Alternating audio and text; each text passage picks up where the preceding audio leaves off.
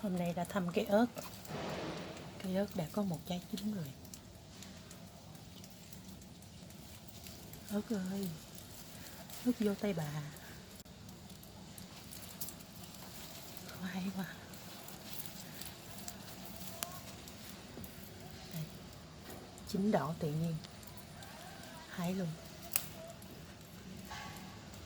Ớt chín này hiếm lắm. Còn bên kia là cây ớt Anh, còn đây là cây ớt em.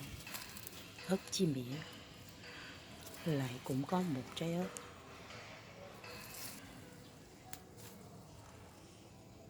Một trái. Trời trời trời, có hai trái nữa. Hái luôn, hái luôn.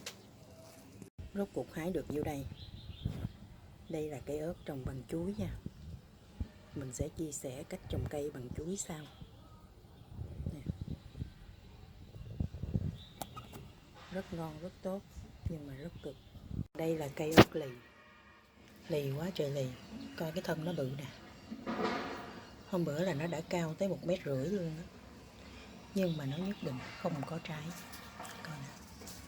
Thấy không? Cho nên mình ngắt ngọn hết. 1,5 mét ngắt còn nửa mét. Và nó vẫn tiếp tục không có.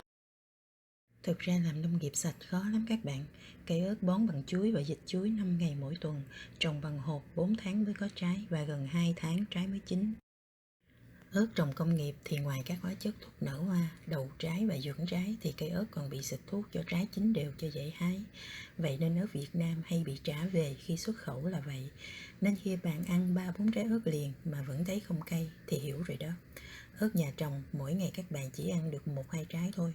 Mỗi người nên làm một cây ớt trước hiên nhà, vừa đẹp vừa ăn sạch. Chúc các bạn trồng ớt vui vẻ.